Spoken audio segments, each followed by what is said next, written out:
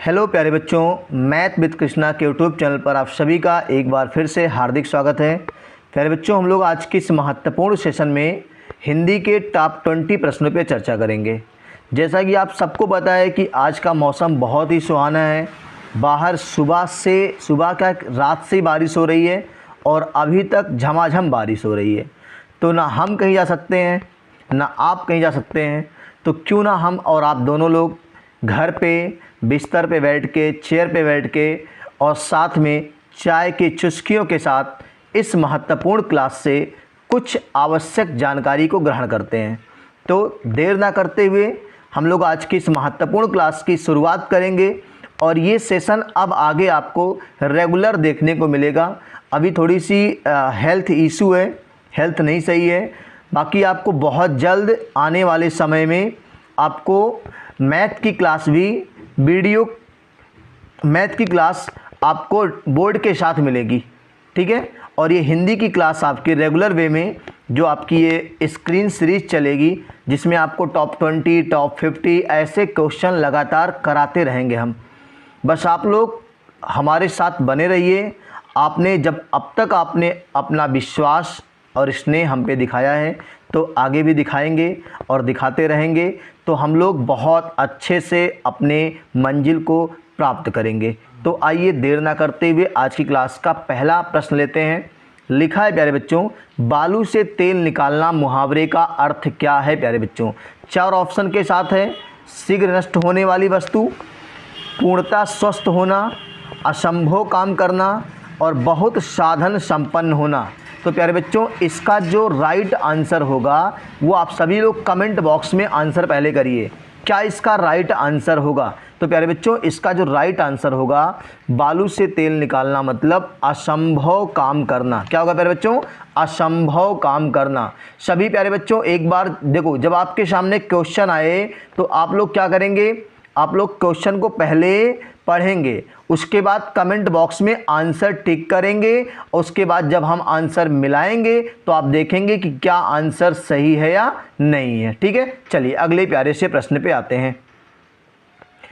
जैसी बहे बयार पीठ तब तैसी दीजे, लोकोक्ति का अर्थ क्या है प्यारे बच्चों? तो आपको 4 ऑप्शन दिए गए हैं। चारों ऑप्शन में यहां पे दिखा दे रहा हूं आपको। राजनीति में दल बदल करते रहना चाहिए, पहला विकल्प है। ऐसा काम करना चाहिए जिससे संकट में ना फंसा जाए। समय का रुख देखकर काम करना चाहिए। पवन की तरह कभी शीतल कभी उष्ण होना चाहिए। तो प्यारे बच्चों, आप सभी लोग इसका राइट आंसर कमेंट बॉक्स में देंगे और इसका राइट आंसर होगा कि समय का रुख देखकर काम करना चाहिए। बात समझ में आ गई है? चलिए अगले प्यारे से प्रश्न की बात करते हैं हम लोग यहां से। प्यारे बच्चों, ईद का चांद होना। चलो प्यारे बच्चों जल्दी से आप बता दो, ईद का चांद होना। चलो इस प्रश्न का आप आंसर करिएगा बाद में। पहले हमको बता दो आप कि जो ईद शब्द आया है, ये ईद शब्द जो आया है, इसका विलोम क्या होता है प्यारे बच्चों? ईद शब्द का विलोम क्या होता है प्यारे बच्चों? तो आप सभी लोग इसका राइट आंसर बताएंगे। ईद शब्द का विलोम क्या होता है? तो प्यारे बच्चों, हम लोग इसका जो विलोम होगा आपका, वो होगा आपका मुहर्रम। क्या होगा?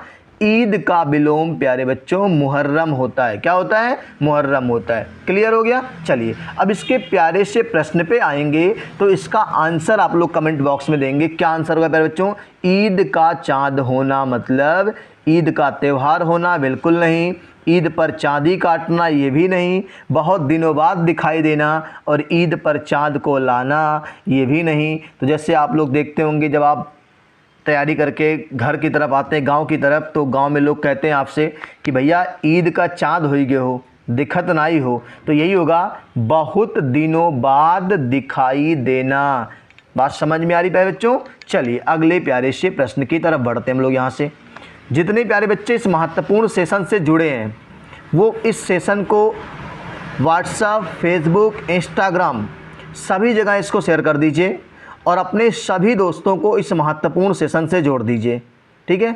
10 से 15 मिनट का आपका सेशन है। 10 से 15 मिनट आप टाइम निकाल के हमारे साथ जुड़िए। कभी भी आपका हम नुकसान नहीं होने देंगे सिवाय फ़ायदा के, ठीक है। चलिए अगले प्यारे से प्रश्न पे आते हैं। यहाँ से, स्थिति दयनीय होने पर भी घमंड ना छोड़ना उपयुक्त लोकोक्ति है। इसके लिए कौन सी लोकोक्ति होगी? 4 ऑप्शन में प्यारे बच्चों आपको ढूंढ के बताना है क्या इसका राइट आंसर होगा। जल्दी से आप लोग कमेंट बॉक्स में आंसर कर दीजिए। चलिए प्यारे बच्चों, इसका जो राइट आंसर है, आप सभी लोग जल्दी से कमेंट बॉक्स में इसका आंसर दे दीजिए, क्या इसका आंसर होगा। पहला विकल्प है रस्सी जल गई पर ऐठन ना गई। दूसरा, चोर की दाढ़ी में तिनका।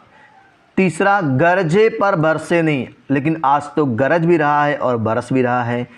चौथा, ऊंट के मुंह में जीरा। तो प्यारे बच्चों इसका राइट आंसर होगा, जल्दी से कमेंट बॉक्स में आंसर दीजिए आप लोग, हमारे आंसर का इंतज़ार बाद में करिए।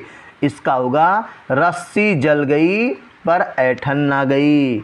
जैसे होता नहीं है कि कोई आदमी बहुत परेशान है फिर भी उसको घमंड है, अकड़ है, गुस्सा दिखा रहा है, इसका मतलब क्या कहते हैं लोग कि यार रस्सी जल गई लेकिन देखो इसका अहंकार नहीं जा रहा है, ऐठन नहीं जा रहा है। ठीक है, चलिए अगले प्यारे से प्रश्न की तरफ आते हैं प्यारे बच्चों। यहाँ से,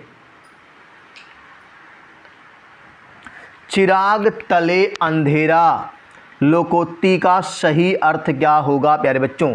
पहला विकल्प है अपनी बुराई नहीं दिखना, काम ना जानना और बहाने बनाना, ना कारण होगा ना कार्य होगा, परिश्रम का फल अंधेरे से उजाला लाता है। जल्दी से प्यारे बच्चों ऑप्शन पे टिक कर दीजिए कौन सा राइट आंसर है।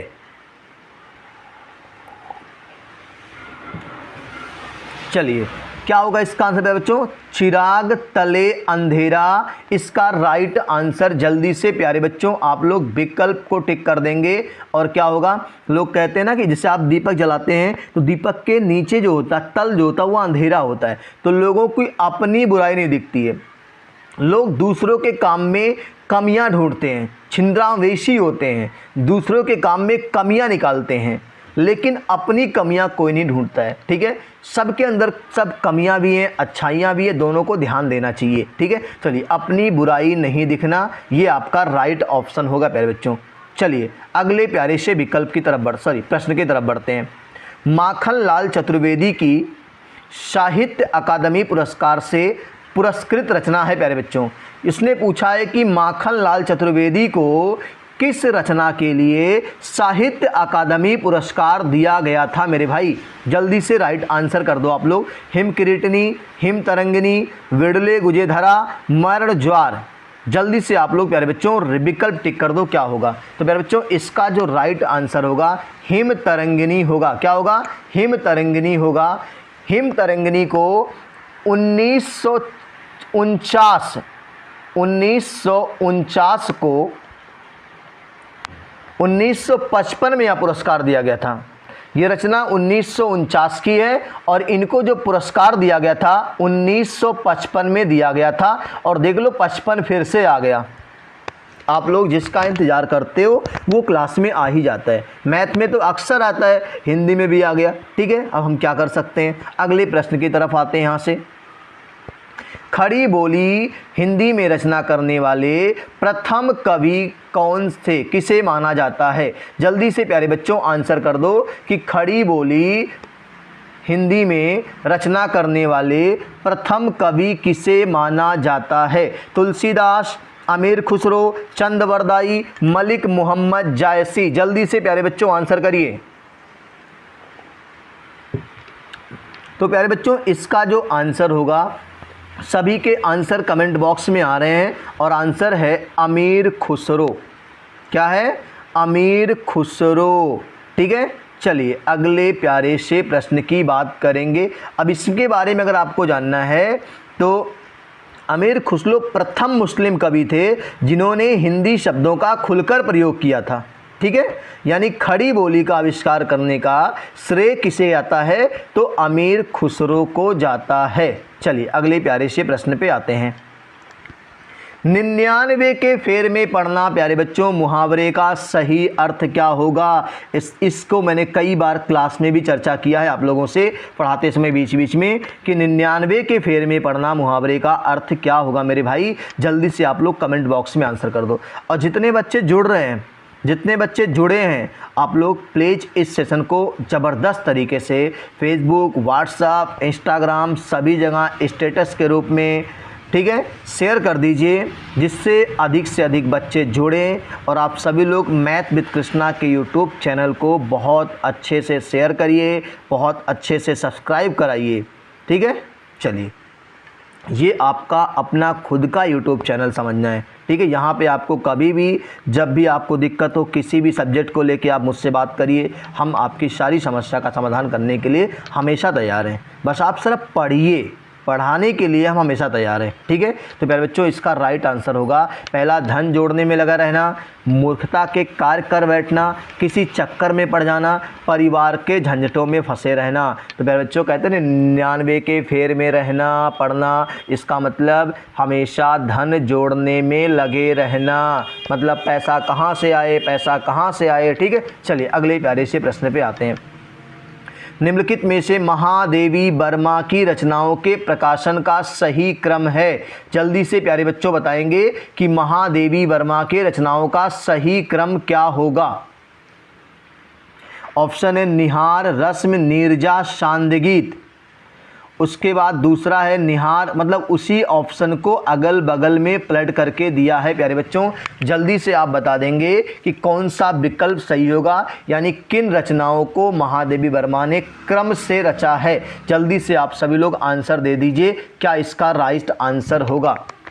तो मेरे भाई सभी रचनाएं महादेवी वर्मा की ही हैं, ठीक है। महादेवी वर्मा की रचना का जो क्रम है, रचनाओं के प्रकाशन का जो क्रम है, वो प्यारे बच्चों यहाँ पे आपको मैं बता दूँ थोड़ा सा, हाँ ठीक है। देखो निहार, रश्मि, नीरजा, शांदगीत, ठीक है। चलिए अगले प्यारे से प्रश्न पे आते हैं। विनय पत्रिका किस कवि की रचना है। प्यारे बच्चों जल्दी से बता दो विनय पत्रिका किस कवि की रचना है। पहला ऑप्शन है तुलसीदास, कबीरदास, सूरदास, रहीम। कबीर की भाषा पंचमेल खिचड़ी थी, ठीक है। सूरदास वात्सल रस के सम्राट थे। तुलसीदास ने विनय पत्रिका लिखी थी। क्या लिखी थी? तुलसीदास ने विनय पत्रिका लिखी थी। अन्य रचनाएं इनकी हैं तुलसीदास जी की रामचरितमानस, विनय पत्रिका, कवितावली, दोहावली आदि तुलसीदास की रचनाएं हैं। चलिए प्यारे बच्चों अगले प्यारे से प्रश्न पे आएंगे।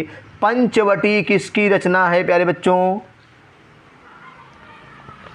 पंचवटी बालकृष्ण शर्मा नवीन, मैथिली शरण गुप्त प्यारे बच्चों। दूसरा धर्मवीर भारती, तीसरा चौथा भवानी प्रसाद मिश्र। जल्दी से आंसर कर दो प्यारे बच्चों कि पंचवटी किसकी रचना है। पांच है वट जहाँ, अर्थात पंचवटी की बात हो रही है। जल्दी से आंसर आप सभी लोग प्यारे बच्चों कर दो कि पंचवटी किसकी रचना है। सभी के आंसर कमेंट बॉक्स में आने चाहिए भाई, सभी बच्चों के आंसर कमेंट बॉक्स में आने चाहिए। हम आंसर तभी बताएंगे जब आपके आंसर कमेंट बॉक्स में आ जाएंगे, ठीक है। इससे बढ़िया सेशन, इससे बढ़िया मौसम आपको शायद कभी मिले। पढ़ लीजिए बहुत अच्छे से, मैं आपके साथ हमेशा लगा हूँ पढ़ने के लिए, पढ़ाने के लिए मैं हमेशा आपके साथ लगा हूँ प्यारे बच्चों। जब भी आपको मेरी आवश्यकता पड़ती है तो आप हमेशा मुझे खुले दिल से याद कर सकते हैं। सभी बच्चों इस महत्वपूर्ण सेशन को शेयर भी कर दीजिए। जितना ज़्यादा आप इस महत्वपूर्ण सेशन को शेयर करेंगे, जितने बच्चे जुड़ेंगे उतना ज़्यादा मज़ा आएगा इस सेशन को पढ़ने में।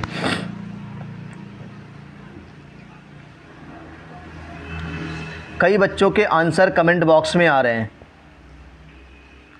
कई बच्चों के आंसर कमेंट बॉक्स में आ रहे हैं और राइट आंसर वास्तव में कई बच्चों ने किया है और वो है मैथिली शरण गुप्त। क्या है? मैथिली शरण गुप्त को मेरे भाई किसकी उपाधि दी गई थी? राष्ट्र कवि की उपाधि दी गई थी। किसकी दी गई थी? राष्ट्र कवि की उपाधि दी गई थी। पूछेगा कि राष्ट्र कवि की उपाधि किसको दी गई थी, तो मैथिली शरण गुप्त को दी गई थी प्यारे बच्चों। ठीक है। एक भारतीय आत्मा की उपाधि माखन लाल चतुर्वेदी को दी गई थी। उन्होंने लिखा था पुष्प की अभिलाषा। क्या लिखा था? पुष्प की अभिलाषा। प्यारे बच्चों अगले प्यारे से प्रश्न पे आते हैं। अकाल में सारस किसकी रचना है प्यारे बच्चों? अकाल में सारस पहला विकल्प है प्यारे बच्चों हजारी प्रसाद द्विवेदी, दूसरा है शिव मंगल सिंह सुमन, तीसरा है निराला जी, चौथा है केदारनाथ सिंह। तो प्यारे बच्चों इसका राइट आंसर आप लोग सभी जल्दी से विकल्प टिक करिए, कमेंट बॉक्स में जरूर विकल्प को टिक करिए, ऑप्शन दीजिए, आंसर दीजिए, एलिमिनेट करिए, मज़ा आएगा। ठीक है। चलिए बच्चों इसका राइट आंसर है केदारनाथ सिंह। ठीक है। चलिए अगले महत्वपूर्ण प्रश्न पे आते हैं। रामधारी सिंह दिनकर द्वारा रचित काव्य है। साकेत मैथिली शरण गुप्त ने लिखा है। ठीक है। उर्वशी, पारिजात और युगांत, इन सब में से बताना है कि रामधारी सिंह दिनकर की रचना कौन सी है प्यारे बच्चों। तो आप बता देंगे इसमें से कि जल्दी से ऑप्शन टिक करो फिर हम बताएं। जल्दी से आप सभी लोग प्यारे बच्चों आंसर टिक करेंगे, फिर हम लोग आंसर क्लेरिफाई करेंगे। और ये आज का राइट आंसर है उर्वशी। रामधारी सिंह दिनकर ने उर्वशी, रेणुका, हुंकार, कुरुक्षेत्र, रश्मिरथी, नीम के पत्ते, ऐसी रचनाएं रामधारी सिंह दिनकर ने की हैं। ठीक है। अगले प्यारे से प्रश्न पे आते हैं। बोलने दो चीड़ को किसकी काव्य कृति है? बोलने दो चीड़ को किसकी काव्य कृति है प्यारे बच्चों? तो इसका राइट आंसर आप लोग कमेंट बॉक्स में देंगे। महादेवी वर्मा, नरेश मेहता, सुमित्रा नंदन पंत, दिनकर।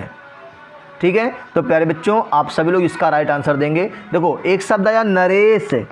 नरेश मतलब राजा का पर्यायवाची, नृप, भू, राव, नरेश, ये सब किसके पर्यायवाची हैं? राजा के। ठीक है। नरेश में संधि विच्छेद पूछेगा मेरे प्यारे बच्चों, तो क्या बताओगे आप? पहले इसका राइट आंसर हम लोग कर लेते हैं, और राइट आंसर यहाँ से कर लेते हैं प्यारे बच्चों, ये नरेश मेहता। क्या होगा? नरेश मेहता। अब इसका नरेश में संधि विच्छेद मेरे प्यारे बच्चों पूछेगा, तो नर धन ईस कर देंगे हम लोग, और यहाँ पे आपको गुण संधि देखने को मिलेगी। कौन संधि प्यारे बच्चों? गुण संधि देखने को मिलेगी। बोलो बात समझ में आ रही कि नहीं आ रही? सेशन कैसा लग रहा है एक बार आप लोग सभी लोग इस वीडियो को लाइक करके बता दीजिए, कमेंट करके बता दीजिए। और मैं प्यारे बच्चों बार बार क्यों कह रहा हूँ कि महत्वपूर्ण सेशन को शेयर कर दीजिए, क्योंकि जितने बच्चे जुड़ते हैं खुशी होती है, मज़ा आता है कि इतने बच्चे हम पे भरोसा करके अपना कीमती समय हमारे साथ इस अच्छे कामों में लगा रहे हैं। ठीक है। ज्ञान की प्राप्ति के लिए लगा रहे हैं। ठीक है। चलिए अगले प्यारे से प्रश्न पे आते हैं।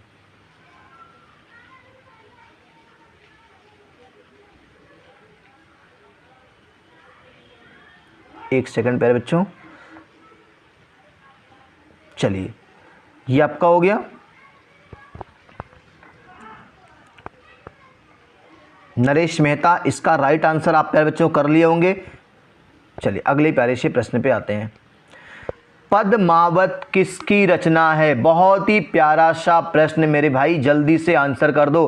पद्मावत किसकी रचना है? बहुत जल्दी से आंसर करना है, और कमेंट बॉक्स में आंसर आपका इंतजार कर रहा है। कबीरदास, सूरदास, तुलसीदास, मलिक मोहम्मद जायसी। तो इसको लॉक किया जाता है चौथे ऑप्शन को, मलिक मोहम्मद जायसी पद्मावत लिखे थे। चलो अगले प्यारे से प्रश्न को देखते हैं क्या है। एक पंथ दो काज मुहावरे का अर्थ क्या है मेरे प्यारे बच्चों? एक पंथ दो काज मतलब आप आज बरसात के दिन घर पे बैठ के चाय पकौड़ी के साथ इस हिंदी का महत्वपूर्ण सेशन सीख रहे हैं। यही तो है एक पंथ दो काज। यही तो है मेरे भाई एक पन दो काज, एक साथ दो दो दोस्त नहीं, समय पर कार्य करना नहीं, एक प्रयत्न से दो काम हो जाना, एक राह पर दो लोग साथ होना, बिल्कुल नहीं मेरे भाई। जल्दी से आप, अब हमने आपको हिंट भी दे दिया है तो मुझे लगता है कि आप आंसर ज़रूर करेंगे कि एक पंथ दो काज मुहावरे का अर्थ क्या होगा। जल्दी से आंसर कर दो मेरे भाई, टाइम बिल्कुल नहीं लगाना। हमने आपको हिंट भी कर दिया है कि इसका क्या आंसर होगा। एक प्रयत्न से दो काम हो जाना, यानी आपने कोशिश एक की और दो काम हो गया। यानी अगर ऐसे समझो मेरे भाई कि आपने यूपी पुलिस की तैयारी करी, यूपी पुलिस में सिलेक्शन हो गया, साथ में जीडी का फॉर्म भी आ गया और जीडी में भी सिलेक्शन हो गया। अब आपके सामने अपॉर्चुनिटी दो है, आपको जो नौकरी पसंद है वो करेंगे आप। तो एक तैयारी में यानी एसएससी जीडी पुलिस के साथ आपका काम चल जाएगा। ठीक है, चलिए अगले प्यारे से प्रश्न पे आते हैं प्यारे बच्चों।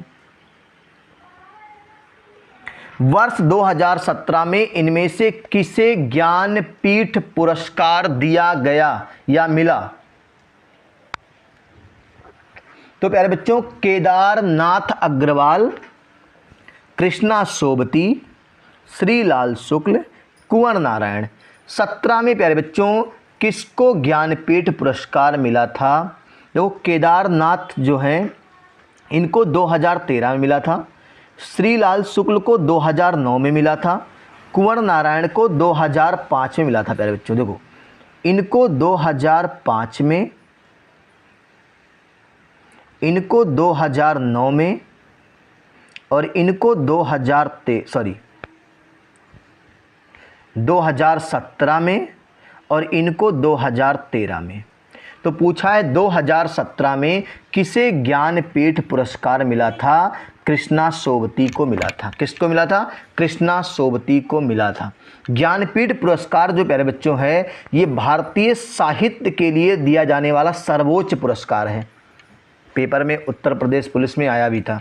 ज्ञानपीठ पुरस्कार भारतीय साहित्य में दिया जाने वाला सर्वोच्च पुरस्कार है। इस बार के उत्तर प्रदेश पुलिस में भी आया था। ठीक है, चलिए अगले प्यारे से प्रश्न पे आते हैं। आना है, ये बहुत ही प्यारा सा प्रश्न है, जल्दी से आंसर आप लोग बताएंगे। पहला विकल्प है मुहावरा पूर्ण वाक्य होता है, लोकोक्ति वाक्यांश मात्र होती है, और दूसरा है लोकोक्ति और मुहावरा दोनों वाक्यांश मात्र होते हैं। तीसरा है लोकोक्ति पूर्ण वाक्य होती है जबकि मुहावरा वाक्यांश मात्र होता है। नहीं, लोकोक्ति और मुहावरा दोनों ही पूर्ण वाक्य होते हैं। नहीं, ऐसा हो नहीं सकता। जल्दी से आप लोग आंसर कर दो, जल्दी से क्या आंसर होगा। आप सभी को मुहावरा और लोकोक्ति में अंतर जानना ही चाहिए। अगर आप तक नहीं जान रहे हैं तो आज आप जान जाएंगे और आज के बाद भूलेंगे भी नहीं। प्यारे बच्चों, इसका राइट आंसर होगा आपका स्क्रीन पे पहला विकल्प है, मुहावरा पूर्ण वाक्य होता है और लोकोक्ति किसी वाक्य का अंश होता है, वाक्यांश होता है, और मुहावरा पूरा पूरा वाक्य होता है। बात समझ में आ रही है? चलिए अगले प्यारे से प्रश्न पे आते हैं। अक्ल पर पत्थर पड़ना मुहावरे का अर्थ है। जैसे कई बच्चों ने कहा कि सर हमने पेपर में बहुत सही पुलिस का पेपर किया, लेकिन जब गोला भरने की बारी आई तो हमारे अकल पे पत्थर पड़ गया था कि हमने गलत गोला भर दिया। तो मेरे भाई इसका जो राइट आंसर होगा, आपके सामने 4 विकल्प है। हमने हिंट कर दिया आपको कि अक्ल पर पत्थर पड़ना मुहावरे का अर्थ क्या होगा। जल्दी से आप लोग इसका राइट आंसर बता दो कि क्या हो सकता है इसका राइट आंसर। प्रतिभावान होना, बुद्धिमान होना, बुद्धि भ्रष्ट होना, और अगला है मूर्ख होना। क्या होगा मेरे भाई? अभी मैंने कहा आपसे कि जब आपने सही पेपर में टिक कर लिया, जब वो मार्कशीट पे गोला भरने की मेरी बारी आई मेरे प्यारे बच्चों, तो उस समय बुद्धि भ्रष्ट हो गई। पता नहीं क्या हो गया कि गोला ही गलत भर दिया, तो अकल पर पत्थर पड़ गया था। ठीक है, बुद्धि भ्रष्ट होना। क्या होगा? बुद्धि भ्रष्ट होना। चलिए अगले प्यारे से प्रश्न पे आते हैं। अरहर की तट्टी गुजराती ताला। अब ये टट्टी मतलब आपको क्या समझ में आएगा, ये जो लगाते नहीं है दरवाजे पे, क्या नाम है, दरवाजे पे जो टाटी लगाते हैं भाई, अगर छप्पर का घर है तो उसमें टाटी लगाते हैं, ठीक है। तो अरहर की टट्टी, गुजराती ताला, लोकोक्ति का उपयुक्त अर्थ क्या होगा। 4 विकल्प के साथ आपके सामने हैं। कम मूल्यवान वस्तु की सुरक्षा हेतु अधिक खर्च करना, गरीब होने पर भी धनवान होने का दिखावा करना, बिना सोचे समझे काम करना, सामान्य चीज़ को भी अच्छा सजाना। तो मेरे प्यारे बच्चों, अरहर की तो टाटी लगी थी, यानी जो दरवाज़ा बनाया गया था वो अरहर का बनाया गया था, और उसमें गुजराती ताला, गुजरात से ताला मंगा के लगाया गया था।